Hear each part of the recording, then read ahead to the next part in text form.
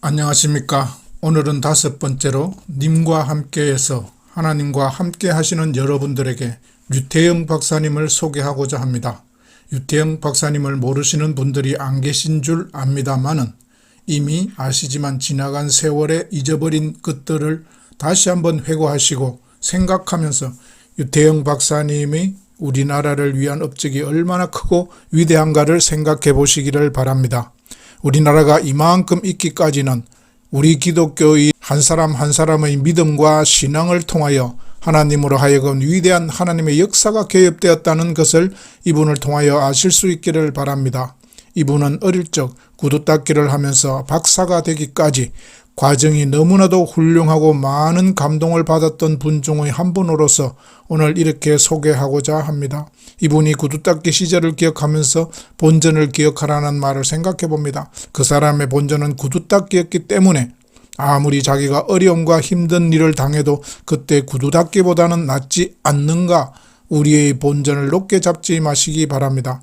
우리가 태어날 때부터 빈손으로 이 땅에 왔고 알몸으로 왔고 아무것도 가지지 않고 왔기 때문입니다.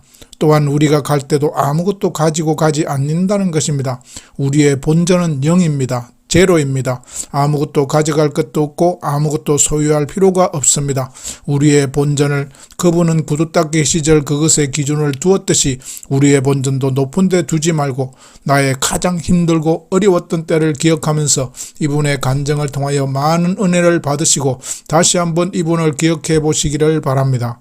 정말 우리나라의 발전의 1등 공신 류태영 박사님을 오늘 다시 한번 소개해 올리겠습니다. 소개 영상 보시고 유튜브에 유태영 또는 류태영 검색하시면은 수많은 동영상이 나오니까 그 중에서 강의보다는 간증을 보시기 바랍니다. 아무래도 하나님에 대하여 확실히 말씀하고 계시니까요. 그리고 또 많은 분들에게 꼭 이분에 대하여 알려주시고 소개해 주시기를 바라겠습니다. 제 유튜브가 이런 분들을 알리는데 조금이나마 역할을 감당했으면 하는 바람입니다. 제 유튜브의 성격을 아시고 많이 소개해 주시기를 바라겠습니다. 감사합니다.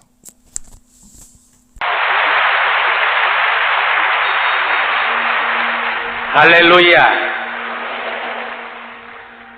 오늘 이 자리에 오신 성도님들 하나님의 큰 은총이 함께 내리기를 기원합니다. 이 자리에 섰는 사람과 여러분과 함께 성령께서 역사하셔서 오늘 저녁 큰 은혜가 있을 줄로 믿습니다. 성경 한 말씀 봉독해 올리겠습니다. 신약 성경 중에 고린도전서 1장 26절에서 몇 절 읽겠습니다. 7, 8년 전부터 출판사에서 가끔 와가지고 자서전을 쓰자는 말을 많이 했습니다마는 제가 거절을 했습니다. 자서전은 대통령이나 부통령을 지내는 사람이 하는 거지 아무라도 쓰는 거냐, 안 한다고. 그런데 이 국민일보사에 그때 출판부에 박정희 편집장이라고 아주 이쁘장한 여자 편집장이 있어요. 그 만났더니 또 자서전을 쓰자고, 나 안 한다고. 지금 여러 번 요청했는데 그거 허건났냐고.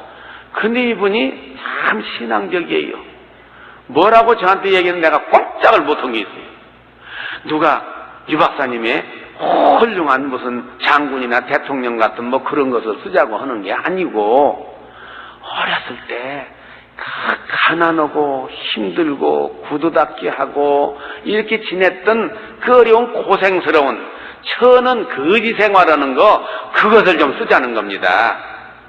그때 하나님께서 어떻게 인도하시고 하나님께서 어떻게 보호하셨는가, 이것을 써서 그 사람들에게 전파하고 복음을 전하는데 큰 도움이 되는데 의무가 있습니다. 하나님의 큰 은혜를 받은 사람이 그걸 간증하고 전파하는데 하나님의 영광을 드러내기 위해서 의무가 있습니다. 그 말을 듣고 보니까 가슴이 찡 하고 짹 소리를 못했어요. 그래서 그럽시다. 그러니 지금 무엇을 쓰라는 게 아니라 어렸을 때 고생하던 얘기를 쓰라고. 그래서 몇 달을 걸려서 썼는데 저는 비교적 제가 살아온 기록들을 많이 보존하고 있습니다. 어제 아침에 밥을 못 먹고 굶었다. 어제 점심은 물만 먹고 넘어갔다. 어제 저녁은 그냥 잤다. 그냥 하루 내 아무것도 안 먹었어. 오늘 아침에는 어머니가 쑥만 삶아서 파란 쑥국물을 주어 몇 모금 마시고 학교를 가자니 기운이 없어 걸을 수가 없구나.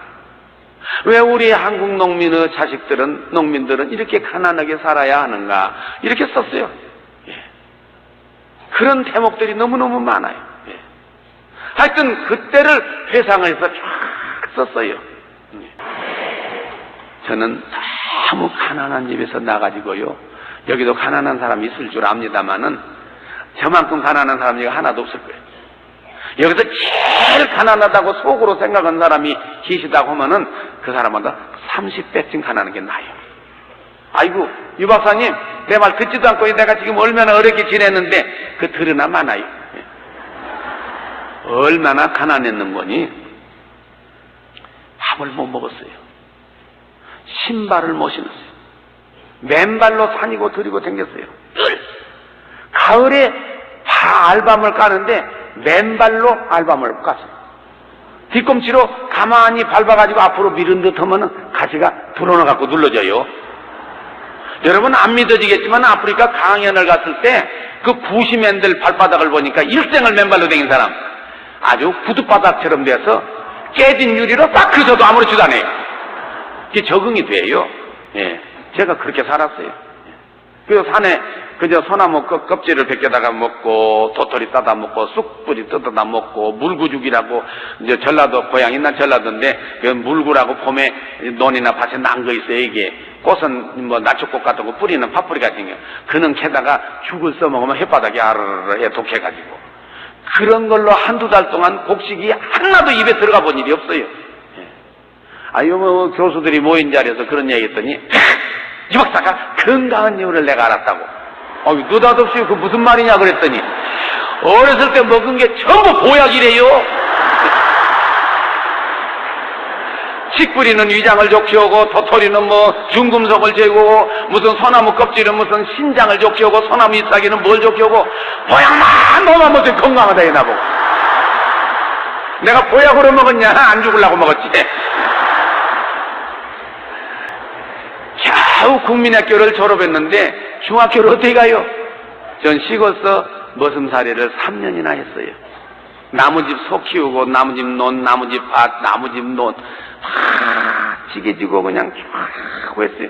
중학교 꿈에도 못 가요. 예. 새벽마다 교회에 가고 기도를 드리는데, 이렇게 열심히 기도를 하고 나면은 여러분 어떤 현상이 생기겠어요? 허연 할아버지가 나타나가지고, 그래, 하나님이 네 기도를 듣고 나를 보냈노니 가자, 너 중학교 보내줄까? 그러면 얼마나 좋을까? 그런 일은 없어요. 마음속에 응답을 받는데 현존 여건에서 최선을 다하라. 현재 내게 주어진 여건에서 최선을 다하라.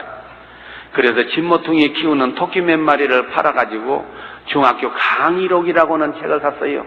이게 전과지도서 같은 책이요. 혼자 자세히 보면 선생 없이 공부할 수 있는, 그걸 가지고 독학을 했어요. 혼자 공부를 한다. 열심히 했어요. 산에 가나 들에 가나 지게 쓰고다 책 넣어가지고 내면서 공부하고, 새벽이면 교회 나가고. 3년이 지내니까 길이 열리더라. 읍내에 중학교가 생기게 되고, 그 읍내 중학교에 그 읍내에 있는 교회 장로님 댁에서 저를 가정교사로 채용해 줬어요. 그때 내 나이 18살.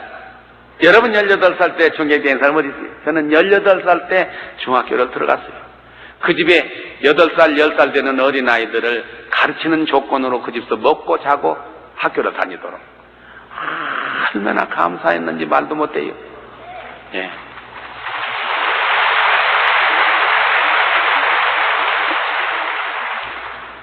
새벽마다 읍내 교회에 새벽 기도는 물론 안 빠지고, 나중에 새벽 종을 제가 쳤어요. 예. 중학교를 졸업하니까 고등학교가 없어요. 그래서 철야 기도를 했어요.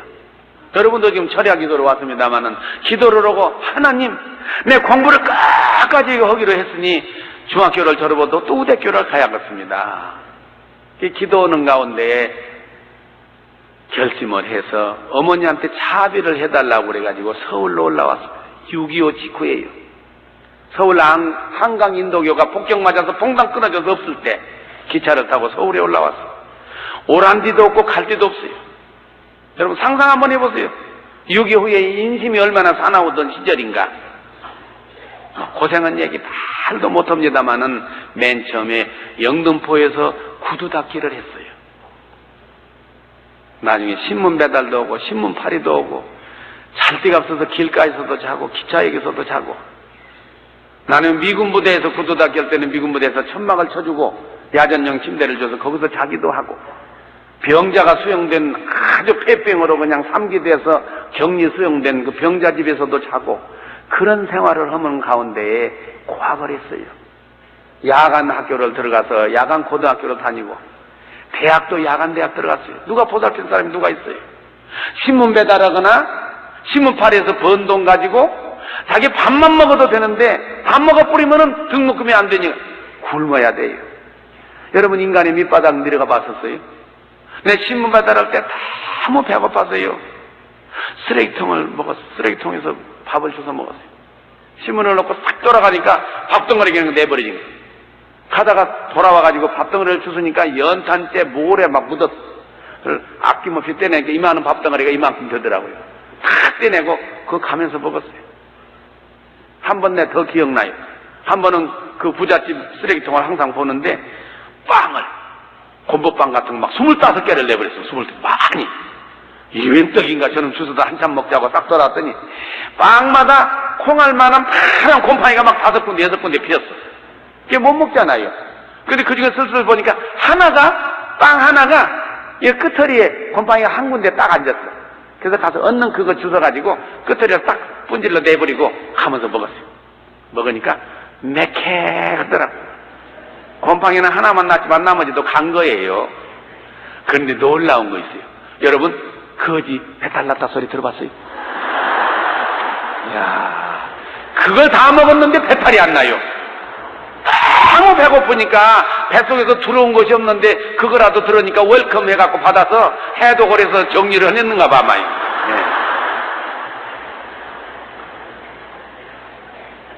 이번에 이 전기를 쓰면서 그 대목을 내가 썼습니다. 무엇을 썼냐? 그 고생하던 그 얘기도 그 얘기지만 그 일기장에 감사하단 말이 쫙 써있어요. 매일 같은 일기장에 매일 감사하다는 말이요. 아니 뭘 감사합니까? 쓰레기통에서 밥이나 주워 먹고, 영등포 시장에서 꿀꿀이 죽이라고 미군 부대에서 내버린 잔반, 음식점에서 내버린 잔반을 끓여갖고 퍼줬거든요. 그 양식이 하나면 요즘 돈으로 한 30원이나 50원 했는가 몰라요. 나 같은 거지 같은 사람이 먹는데 보면은 빵 조각도 들었고 쌀밥도 좀 들었고 시금치도 들었고 닭다리도 들었고 돼지고기 껍질도 들었고 막 잡탕이야 막. 그걸 얼마나 맛있게 먹어. 한참 먹다 보면 이만한 담배도 나와. 그럼 담배 건져 내놓고 또 먹고, 그것도 하루에 한 그릇. 그런데 뭘 감사해요? 생각해봐요. 전지전능하신 하나님의 살아계시고 그 하나님이 나를 사랑하신다는 확실한 믿음을 가지고 그 현재를 조명해. 하나님께서 나에게 주신 시련의 축복이다. 이렇게 해석이 돼요. 오늘 내가 고생하는 것은 하나님께서 나를 쓰시려고 연단을 시키는 과정이다. 그렇게 결론을 딱 내리니까 하나님 내 기도를 안 들으시고 나를 이렇게 굶게 합니까? 이런 기도해본 일 없고 그런 글 쓴 일이 없어요. 하나님께서 주신 어려운 프로그램 오늘 잘 극복하고 이기게 해주셨으니 감사합니다. 내일도 이기게 해주시옵소서. 너무 힘들어서 하나님을 원망하거나 사탄이 틈타지 않게 해주시옵소서. 그리고 또 며칠 지났는데 보면 오늘 또 잘 지내게 해주셨으니 감사합니다. 근데 10년, 11년 후에 일기를 보니까, 유학 가기 1, 2년 전 일기를 보니까 그때는 완전히 믿었고는 다른 사람한테도 자랑은 유학 간다고. 이게 다른 사람은 미쳤다고 할 거예요. 아니 거지같이 구두 닦기나 하는 놈이 유학 간다고. 돈이 있어? 백이 있어. 그렇다고 공부를 잘해. 맨 구두닦기 나오고 신문 팔고 뭐 이러고 생기니 공부를 잘할 게 뭐여 또. 인류 학교를 다녀? 야간 고등학교, 야간 대학. 13년 되는 날 어느 날 기도하는데 응답을 받았어요. 장문의 논문을 써라. 장문의 논문을 써서 한 2달 걸려서 써서 번역으로 편지를 썼어요. 그래가지고 누구한테 보이냐? 그때 나는 덴마크에 유학 갈 걸 결심했어요. 1950년대에 유달령 박사가 쓴 책이 있어요. 새 역사를 위하여. 이 덴마크의 역사가 부흥하고 농촌이 부흥하고 선진복지농업 국가 된 과정을 쓴 책을 보고 감동을 받아서 여기 가서 내가 공부한다 그랬거든. 그랬는데 아는 사람이 있어야지요. 아는 사람도 없고 보소. 하나님께 기도밖에 못해. 열심히 기도를 드리는데 응답을 받아서 편지를 썼어요. 편지를 써 어떻게 할 거예요? 썼는데 어떻게 할 거예요? 이게 우리 기도는 간단해요. 난 그랬어요. 하나님, 이 편지를 쓰고 번역도 했는데 이걸 누구한테 보여줄까요? 간절히 마음속에 편안해져요. 소리 없는 음성, 걱정 말아라. 누구한테 보낼지 모르는 바에는 그 나라에서 제일 높은 사람한테 보낸 게 좋지 않겠느냐.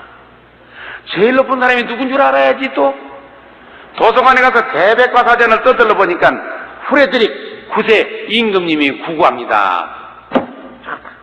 편지 서두에다가 프레드릭 9세 임금님 귀하.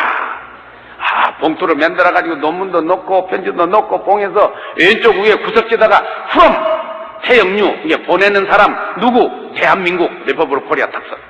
중간쯤에서 to 누구에게 그 말이거든. 그래갖고는 프레드릭 9세 임금님 귀하 영어를 썼는데 아이고 주소를 알 수가 있어야지. 백과사전에 보니까 어디 몇 번이 산다 소리가 없어요. 그래서 그 이튿날 새벽에 또 기도하는 가운데 하나님, 이게 편지를 쓰고 이름까지 알아냈는데 어디 사는지 모르니 주소를 어떻게 할까요? 간절히 기도해요. 간절히 기도할 때마다 응답이 오는데 처음에는 소리 없는 음성, 걱정 말아라. 마음이 편안해져요. 그 다음에 탁 떠오르는 것이 걱정 말아라. 그 나라 편지 배달부가 임금님 어디 사는지 모를까 보냐.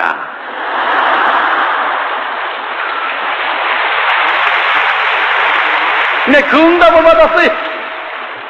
편지 배달부가 그 임금님 수도에 살겠지 하고는 코펜하겐 덴마크 그렇게 써버렸어요. 자꾸 시골에 붙였어요. 시골 주소를 제대로 썼다고도요.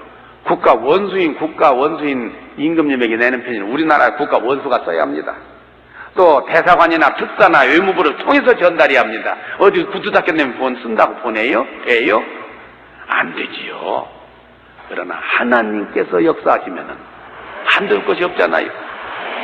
편지 해답을 받았어요. 그래서 임금님이 초청해줘서 덴마크에 유학을 갔어요.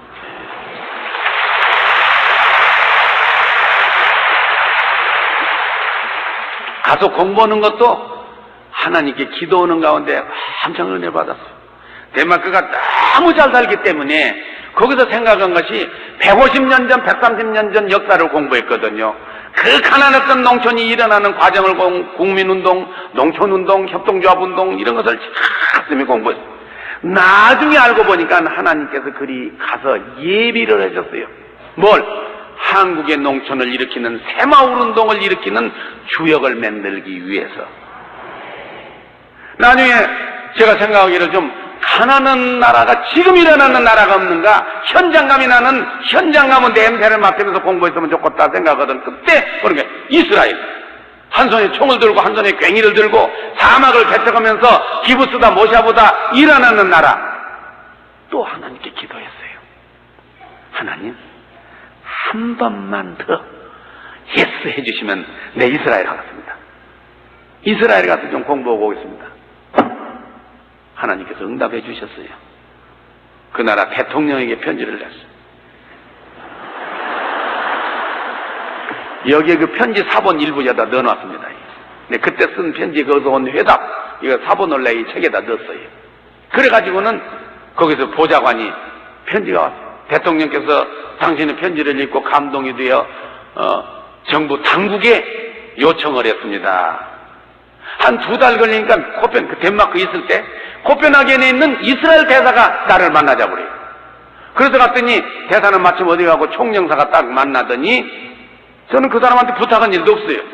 근데 총영한테 본국에서 지시가 내려왔는데 대통령 특별 부탁으로 당신을 이스라엘에 유학하도록 해서 비행기표가 여기 있다 이거요. 왕복 비행기표 생활비 용돈 다 줄 테니 오라고.